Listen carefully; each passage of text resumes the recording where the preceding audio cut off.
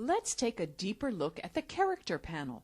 Before I even began here, I switched from the Essentials workspace to the Typography workspace, and you could see your character panel, and you will notice I have typed "How hungry are you?" but it's in the default 12-point size, so it's very difficult to see. Even on your Move tool, I can use my scrubby sliders to slide that up, or simply double-click in the middle of the number and type 42 and press Return or Enter. Try this at home. Sometimes if you ask your iPhone, what is the meaning of life, it will give you the answer 42. But it has other comical answers built in as well, so I like sticking with a size 42 for this message text that will pop up over and over again. There is only one line, so I don't need to worry about leading. Leading technically means line spacing, and if you are curious, it came from the days of metal type, where they would actually put a piece of lead in between the lines of type for line spacing. Here I have kerning. Kerning is the space between two characters, meaning if I go to my type tool and click in between the H and the O in How Hungry, I can tighten this by choosing a negative number, and they got very close, or loosen it by choosing a positive number. However, I am going to triple click to select the entire line, and I always prefer optical kerning. Optical kerning does individual kerning adjustments to make every letter space width even. I love this.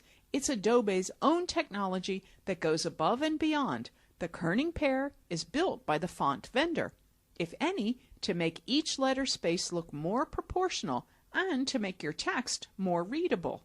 Here I have tracking. Tracking is applied to anything that highlighted, so if you are here, you would be kerning. If I drag to highlight, that's technically tracking. If I triple click to select the whole line, I can use scrubby sliders to track or spread out that text, or simply double click and go back to 0 or select 0. Now sometimes with the typeface, I want to take the look of condensed. My font, Myriad Pro, does have a condensed version built in, but if it did not, if I was on regular, you can actually apply a vertical scale or horizontal scale. So I will double click on horizontal scale and type 90, and you get the appearance of condensed, although not truly a condensed font. I set it back to 100 and press Return or Enter, and to move my type, I do not need to switch to the Move tool. I could simply get anywhere outside the text and move it to show you baseline shift. I didn't make the word EU square, so I will add the number 2. I will highlight it just by dragging, and I will make Get Superscript. When doing superscript, you may decide that you would like to shift that upward down on the line, and often I prefer clicking right in the number and using my up arrow key on my keyboard or my down arrow key on my keyboard to shift it. In fact, I will zoom in with Command plus or Control plus so you could see that up arrow and down arrow. So that is baseline shift. It will push that character up or down on the line. Now I am going to delete that just by pressing my Delete or Backspace key. And often people ask me what ligatures are. If I type the word office, that's the ligature, where the two S and the I run together. Typographically, that's pleasing. If I double click, I can actually turn ligatures off, and when I deselect standard ligatures in the character panel, the F's are independent and the I is dotted. If I turn standard ligatures back on, there's no dot on the I and the F's run together. Depending on your font and the selected character, other options here may light up, but for now that's all I am going to do. I will type, however, 1/2 to show fraction. So if I type 1/2 and click on fraction, it automatically converts that character. It's neatly on the line and looks like a fractured. I could even do something like 5/30 seconds. The fraction is on, it stays on for any numbers that you type.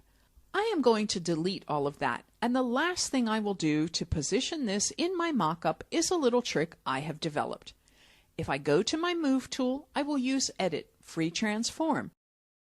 Free Transform will allow me to mathematically position this because in a mobile mockup, I will always want the same X and Y starting position for message text when it's asking one question at a time. So if I click at the upper left corner as a starting point, I will always do this in case 50 pixels from the left to the X value, I will hit Tab to jump to Y and type 650 for Y, and then hit Return or Enter.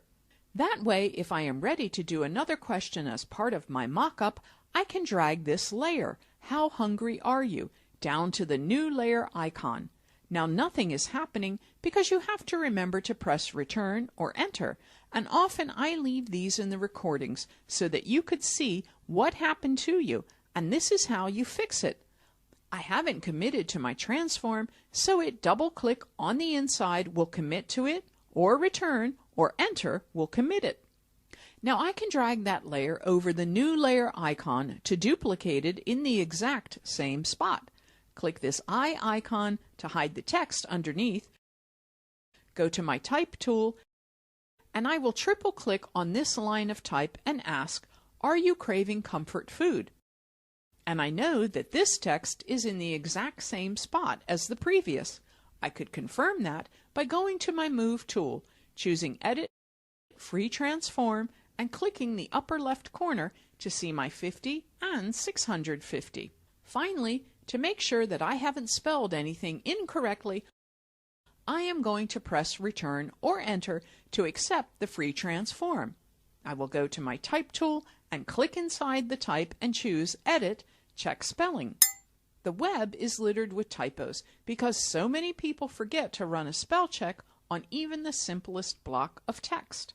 I might leave out the F in comfort and not be able to read it myself because I know what it is supposed to say, so I will click OK. And the last thing I want to mention to you is that if you do foreign language publications, you can set the spell check dictionary to something else.